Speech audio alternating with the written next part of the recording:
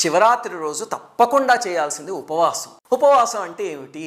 దానికి 2 అర్థాలు ఉన్నాయి. ఒకటేమో మనం అస్తమాను వాడుకునే అర్థం, మనకు అందరికీ తెలుసు ఏమిటంటే అన్నం మానేయడం. ఒక రకంగా ఏదైనా తినడం మానేసి ఉపవాసం చేయడం మంచిది. ఎందుకంటే మీరు సైంటిఫిక్గా చూస్తే కనుక శరీరంలో కొవ్వు ఇలాంటివి ఉంటాయి కదా, అవి కొన్ని కరుగుతాయి, దానివల్ల ఆరోగ్యం బాగుపడుతుంది. అలాగే విపరీతంగా తినేస్తే నిద్ర వస్తుంది తప్ప భగవంతుడి మీద మనస్సు నిలవదు. అందుకని ఉపవాసం అనే దాన్ని మన ప్రతి పండక్కి మన ఋషులు లింక్ చేసి పెట్టారు. కానీ గుర్తుపెట్టుకోండి, అలా మానేసేసి మధ్య బీపీలు షుగర్లు ఉన్న వాళ్ళందరూ కటిక ఉపవాసం చేద్దామని పట్టుదలతో కూర్చుని పక్క రోజు వెళ్ళి హాస్పిటల్లో చేరుతున్నారు, సెలైన్లు పెట్టించుకుంటున్నారు. అలాంటివి ఎంతమందిని చూశానో.